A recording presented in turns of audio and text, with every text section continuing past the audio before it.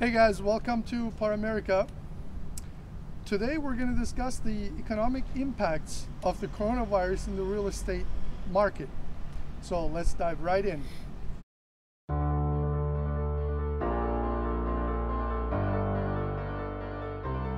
Welcome back everybody. Today we're joined by Tyler Karagias. He is a real estate agent here in Seattle. Before we get to the questions, we want to talk a little bit about Tyler and get a little information. Great. What you do and who you are, how long you've been doing this. Happy to. Yeah. Well, thanks for having me, Lance. Sure. Yeah, absolutely. So just a little bit about me. I'm a realtor here in Seattle, Keller Williams, out of our downtown office, not too far from here on Dexter. And I've been in the business only ever since I got to Seattle, which is going on 7 years now. All right. Which time is just flying. Time has flown. And so yeah, I've seen a lot of growth and ups, not a lot of downs yet, but I imagine we'll talk a little bit about maybe about what we're going to see in the future here. So that's me in a nutshell. I live up here in Ballard and work all around the city and the county. All right. So clearly it's not business as usual anymore. How would you describe some of the changes you're faced with today as a real estate agent? Yeah, so specifically in the real estate business, right when a lot of the shutdowns and non-essential versus essential business came into play, it's kind of scary at first, and there's lots of different variables to think about. The first few days we were all but shut down a business, right. And there's a lot of people that lobby for what's best for people in the market here and for what's best for people that are buying and selling homes, and that changed actually pretty quickly, so that enough of our business was actually deemed as part of the essential categories, very thankfully. Okay. So it's not just business as usual, but with a lot of different precautions of safety measures, staying separate from people, one-on-one tours through homes by appointment only. There's like a few specific examples.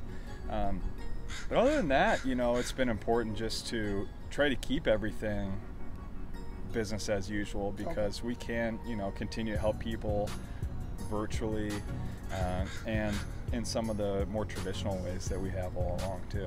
Yeah. Okay. Yeah. So that pretty much covers the fact that there still is business.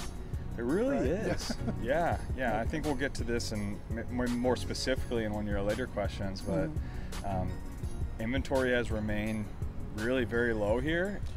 And in terms of supply and demand, that's basically what real estate runs on, right? Right. Supplies remain low and demand has remained pretty steadily. So that's still contributed to not being a whole lot different from the fast-paced market that we've had here over the past 5-6 years. Those are pretty good indications that the market will probably stay pretty steady for some time, I'm guessing. Yeah, I think everyone wishes that we had that crystal ball to see into the future. Oh yeah, right.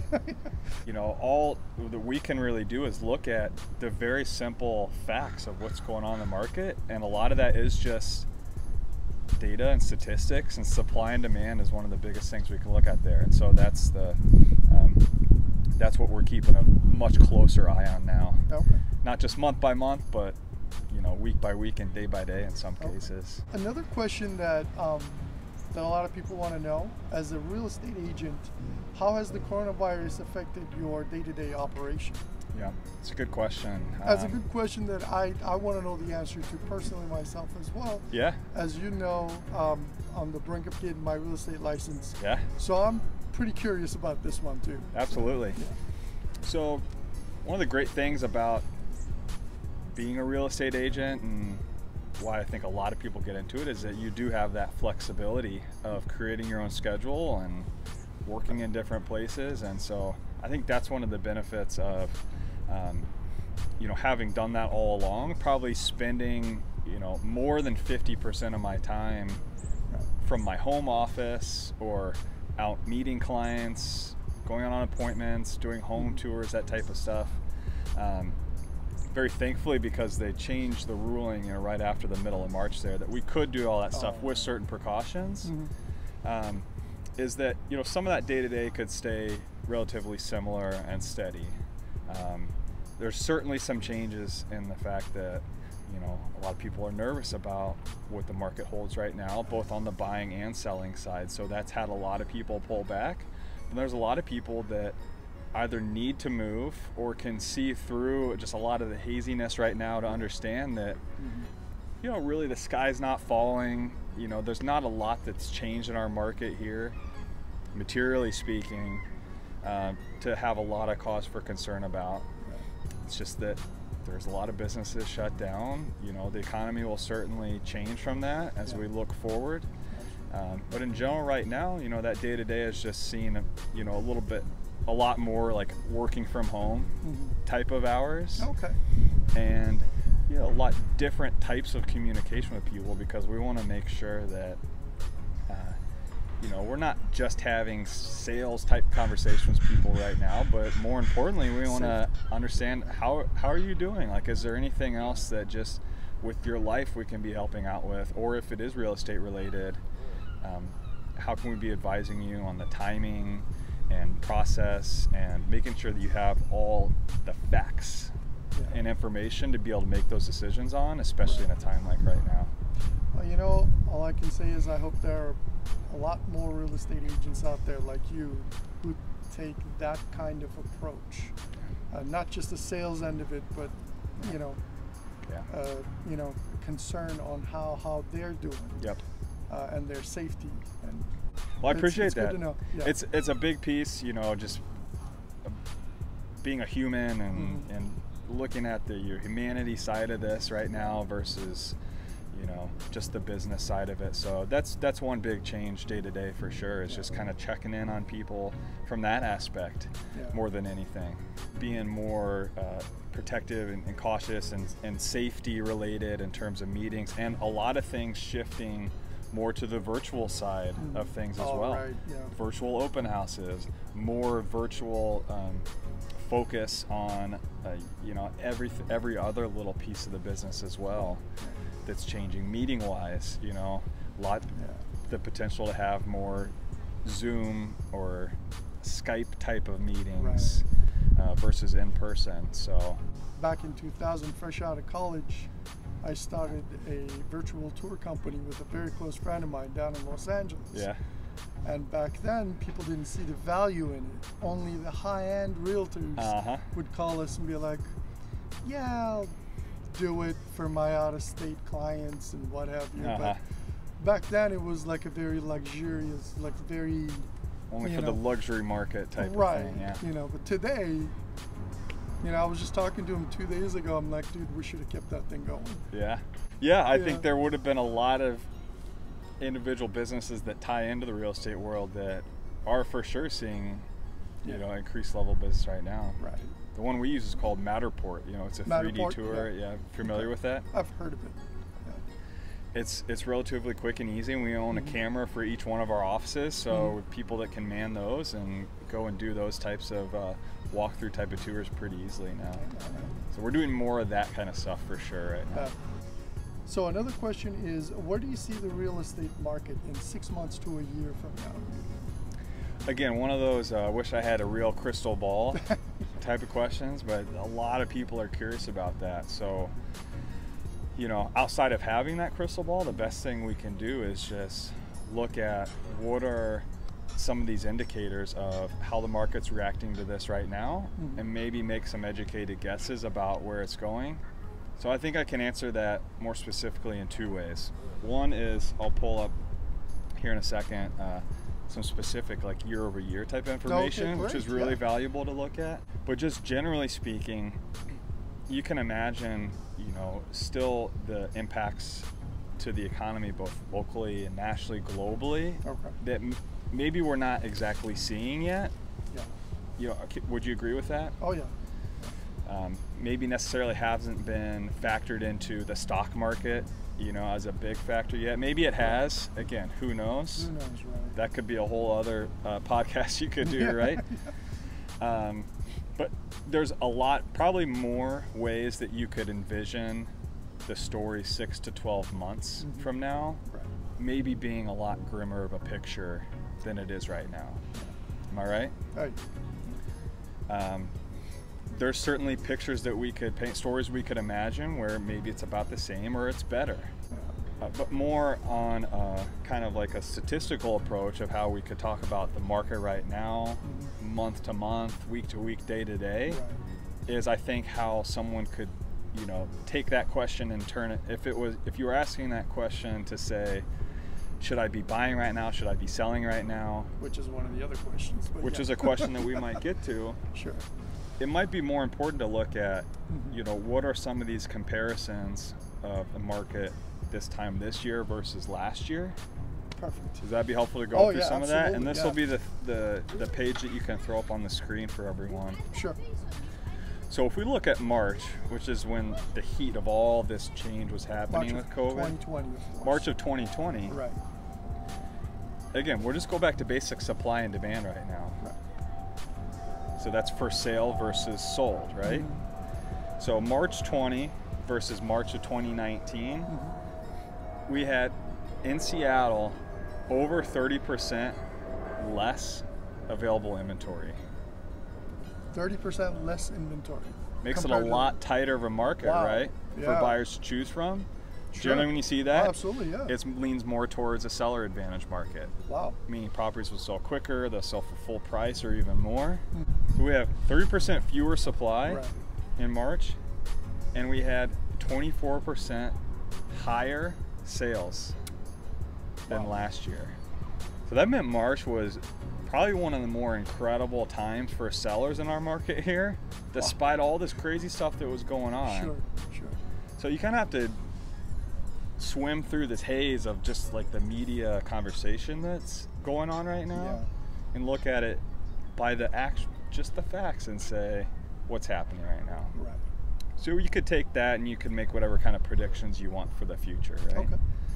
So That's a pretty good indication. I'd say. but that's those are some pretty solid. indicators that we have pretty resilient market here for both buyers and sellers to be dealing with. Right.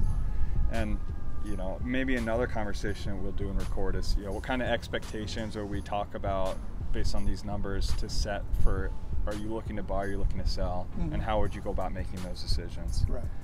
So if we look at the same comparison year over year of what we have through April, we're not quite all the way through April, right? Okay, This information I pulled a few days ago, so up through April 26th, April 1st through April 26th. Okay. We'll do the same comparison, Covers most of 2020 to 2019. Right. Same thing in the inventory, 30% less inventory than we had the same month Wow. last year.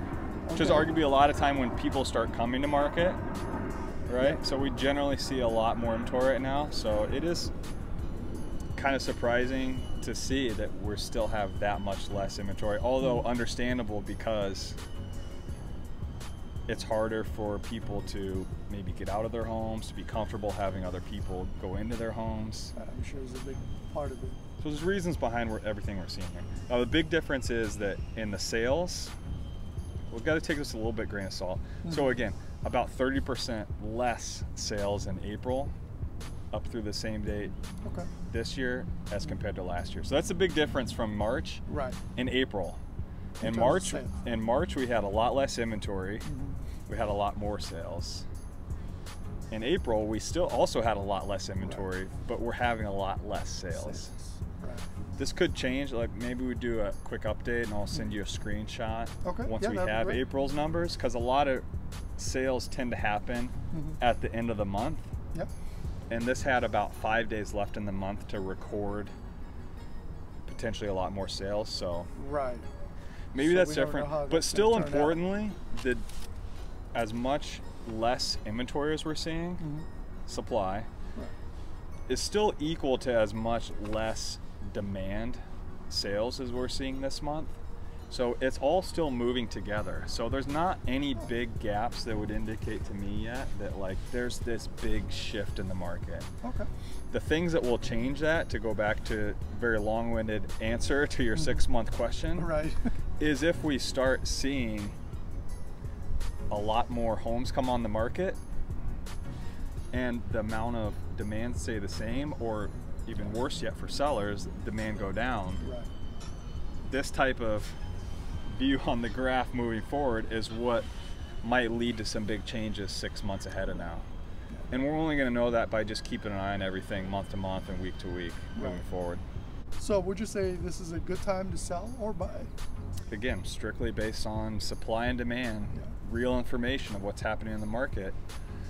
Now might be one of the best times for people to sell, potentially in the next 6 to 12 months to maybe 2 years, right? Depending on how all this plays out for the global economy in the future. So I've sent a lot of outreach and just helpful information to my clients right now to say, hey, if you're thinking about it right now, selling, let's at least have a conversation around it and decide, is it the right time for you or not? Odds are, if you're don't want to be in such a risky position, now might be the time to act. Right. Could it still be a good time to buy? Absolutely. Sure. What's your scenario? Are you moving because of a job? Are you upsizing? Are you downsizing? It's all kinds of different factors, especially if you're buying and selling in the same market. I'd push that back to, what are your personal motivation, preferences, needs and wants around making that decision? Especially because if you're buying and selling in the same market, if it's going down, if it's going up, you're generally going to be in about the same position. True. But especially if you're in a market going down, if you can make the sale first and then make your purchase, you can imagine how much of a better, that's the ideal situation, right? So there's lots of different ways that could play out. But generally speaking, I've worked with both buyers and sellers within the last matter of days, weeks, months. And it just depends on the situation for each person. That's, I mean, I get this question quite a bit from friends and, you know, close cycle of friends and what have you. But you know, I always tell them the same thing. I'm like, dude, are you in a pinch to sell? Do you have to sell? Do you have to sell?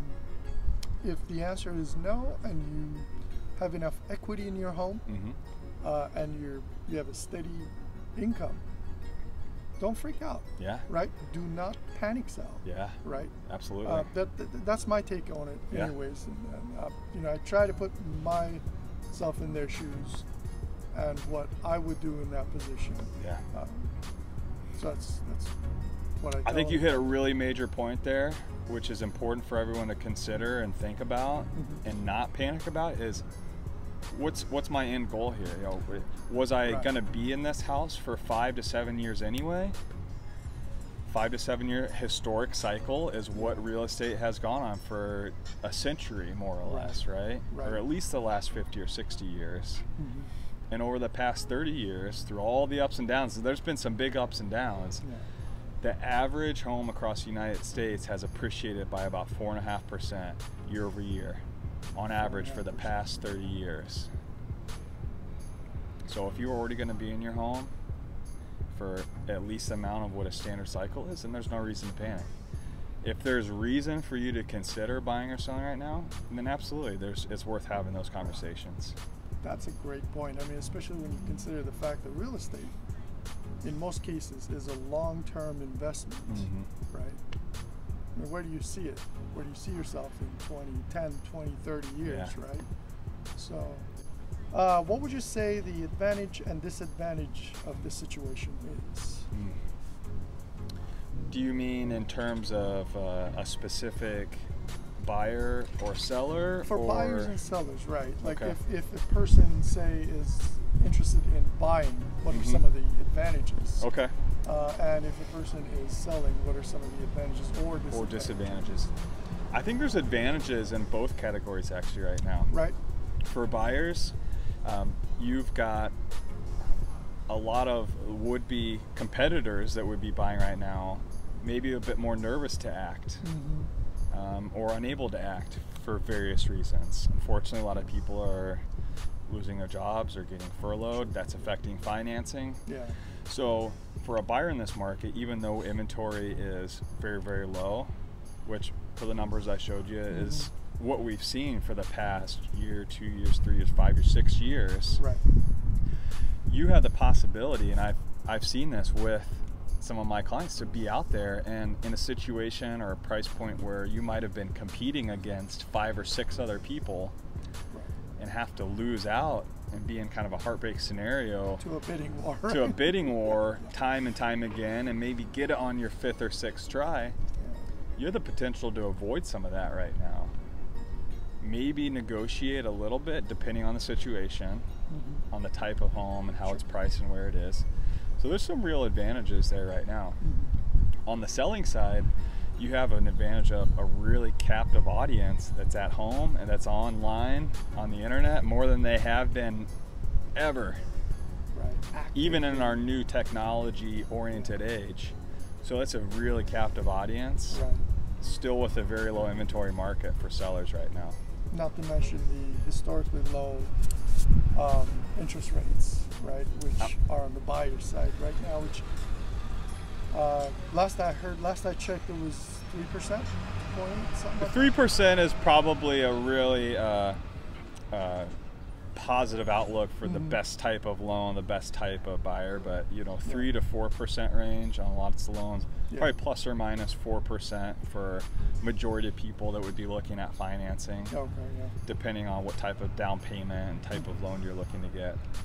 But that's a good question. I like that you have actually. So let's jump to that. Sure. Yeah. What's your take on the low interest rates? Has that created a surge of buyers? Yep. And what that means for the value of my home? Right.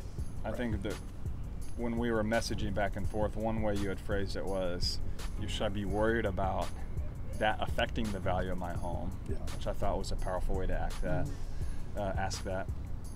So low interest rates for buyers and sellers historically is never going to be a bad thing. There's not going to be a negative effect of that for various reasons. Low interest rates for buyers means you're going to have higher affordability, arguably, for what you can buy. And the simple math, the way to look at it is like this, and this, you'll see why this is an advantage for sellers too, is because if interest rates were to go up by 1%, let's say, and then this is something that's good to talk about projecting the next 6 months too, because you could argue in the next 6 to 12 months, there's a very easy path where you could see mortgage interest rates at least 1% higher from where they are now. If not much, 2% higher, right? Yeah. Or even more than that. Right. So the easy math way to think about it is, if interest rates were to go from 3% to 4% tomorrow, which could happen, that buyer that's looking at whatever price of home they're at would either have to look at a purchase price of 10% less to have the same mortgage payment as they would have, or be okay with paying 10% more on their monthly mortgage payment to buy that same price of home. Right. So if you're looking at a $500,000 home, being comfortable with what the interest rate is right now, with what their monthly payment would be, interest rates change tomorrow to be 1% higher, they're either going to have to looking at $450,000 homes to make that same payment, or they're going to have to be okay with paying that much more in their monthly payment to go and get that $500,000 home. So low interest rates are going to benefit everyone right now, probably even more especially on the seller side, because that's going to keep your property value much more higher, or at least stable, because more people can afford it. Yeah.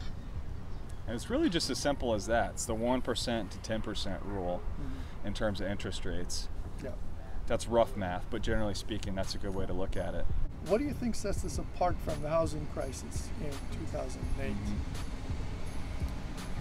I think there's some real big differences just of simply what's causing this, right? For one, there was much more real estate financing oriented causes that went into this housing bubble, financial crisis, everything that happened in the 2008-2009 market is very, very different from what's happening now. It's like the real estate world in general, or really the financing and lending world, is what caused the global financial crisis and plummeting of values and everything else in 2008 versus a much different outside factor of what's causing a lot of changes and effects to the economy this time around, right? So that's one of the major differences. And we can only speculate, still going back to some of our previous answers about where do we see the market in 6 months from now, and how is supply and demand affecting that. So we can make educated guesses about how this may be different from back in 2008. So big difference was everyone was going out there and getting homes that they couldn't afford. Back in 08, right? Back in 08.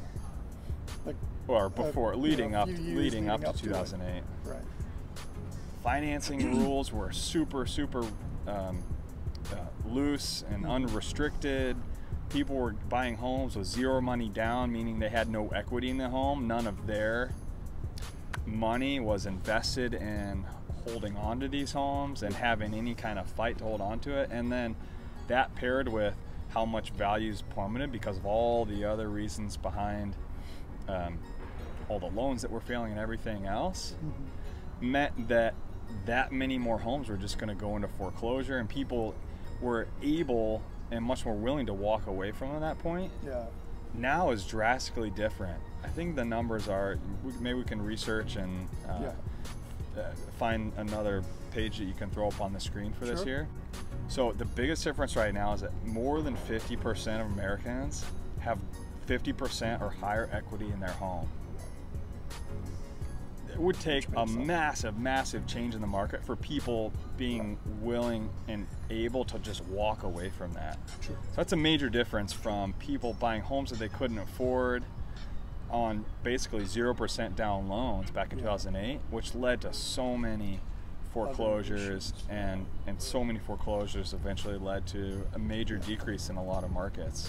I mean, having no equity in your property, even a little hiccup in the economy, that's going to create problems.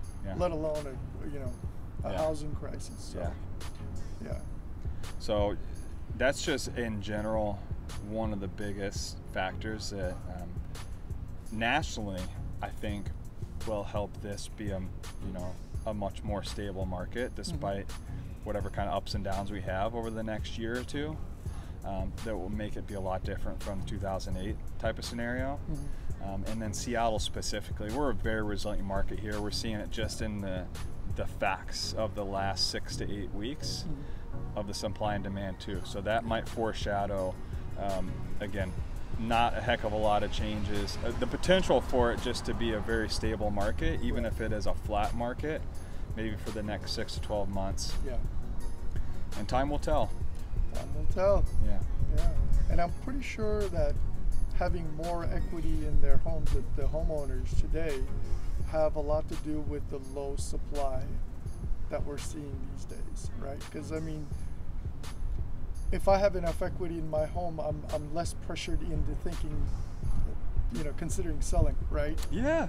So what would you imagine would be a major change in a downward facing market? Equity would play a major role. Like a 10% drop in prices, 20% drop? 20 would probably be the beginning of it, I'd say. That would be a pretty big change. That would be a big change, right? I mean, if my $300,000 home today is worth, $240 all of a sudden, that would make a big difference. And I would start to consider selling at that point, right? Well, why would you consider to sell at that point, though? Just going against everything I've said earlier. Do not panic sell. I was going to say, you're going against what maybe just the pressure of that. That's a big thought, or like 20% down. Like that might be the gut instinct of a lot of people. And I think what you were telling me earlier, if we talked about and thought about it more, you'd probably have a different answer to that. But my point of saying that is that would be a big change, right? If someone has 50% equity in their home, they're nowhere near being upside down if they have 50% equity and it goes down by 10 or 20%. Right. And another thing to consider, at least for our local market here, is that the low point of values hit in 2012 after everything changed with the global financial crisis. and from 2012 to a high point in the middle of 2018, what would you guess would be the percentage of growth that Seattle home values saw? Anywhere from 6 to 8%. Like year over year? Yeah. So yeah, over a span of years, like if you multiply that out, maybe like 60-70% growth is a lot, right? That is quite a bit. Yeah. Even over 10 years. We grew 150% median home values from 2012 to 2018. So in 6 years, we're talking about 150%. Yeah, more than double, right? 2.5 times. Wow. We're at about half still only the price per square foot on average compared to a Bay Area or a Boston. And so you could make your own conclusions about where you think a place like Seattle might be going as a tech hub, as a city of the future, whatever. We're bringing a hockey team here now. Hopefully we'll get basketball back as a place where growth can still happen by potentially another 100%. So another question is, what are some things I should know and expect as a client? So I think just to keep this answer short and simplified, in general, things might be shifting a lot more to a virtual type of sense than we were already going with the technology era. So simply put, that might be it. And for us as a company and a team specifically, we're hopping straight to that as quick as we can. So I can send you a link that maybe you can include too, that we've included from just our typical buyer and seller searching type of site. We've already added an entire page dedicated to it that's /safety that talks a lot to how much we're adding and changing and shifting with this unique time right now to be much more virtual on both sides of the process. So generally speaking, that's what I would say in terms of both buying more virtual ability for tours. That goes same way for sellers in terms of being able to advertise your property that way.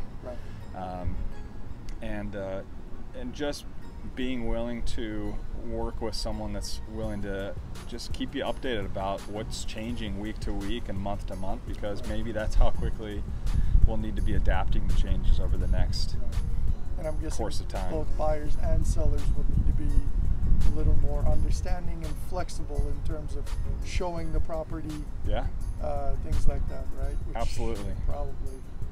Absolutely. Changes with timelines for lenders, for other vendors, inspectors, things like that. So one last question for you, my friend. Do you have any tips to buyers and sellers? I guess my tip would be, well, they're already in great hands by just watching something like this, and just seek out the knowledge, the real facts and data, like, from an expert that's actually going to be giving you good sound advice, and try to eliminate anything that's just opinions or someone's just might be forcing their own personal thoughts of how things might pan out on you, and try to stick with what's just going to be reason and facts and data and everything like that, because that's what's going to give you the real ability to digest everything and make educated decisions about how to what's your best path forward based on whatever your needs and wants and desires are. And I would just boil it down to that at its simplest form. What would you have to add to that? I would tell them not to panic, especially if you still have your stream of income. Sure. If you have enough equity in your home. Absolutely. Just, do not panic and don't pull the trigger on something that just doesn't make sense. Right. And at the same time, keep an eye out for opportunities that might arise. Exactly. If things start changing more, or because of how things have changed up to this point. Always going to be an opportunity out there, right? Exactly. You know that probably is about as good as anybody. There's always an opportunity. That's very true. Absolutely. Well, Tyler, I cannot thank you enough for your time, all this great information. My pleasure. And anyone out there listening, watching this, if you guys are in the market in the Seattle area, Tyler's your man. He cares, he is thorough, he does his homework, and there are some things that are more important to this guy than just money.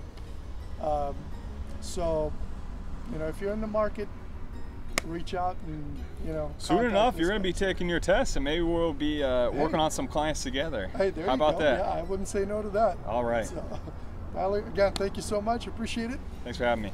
Oh, hey. All right. Thank you, guys. See you at the next video.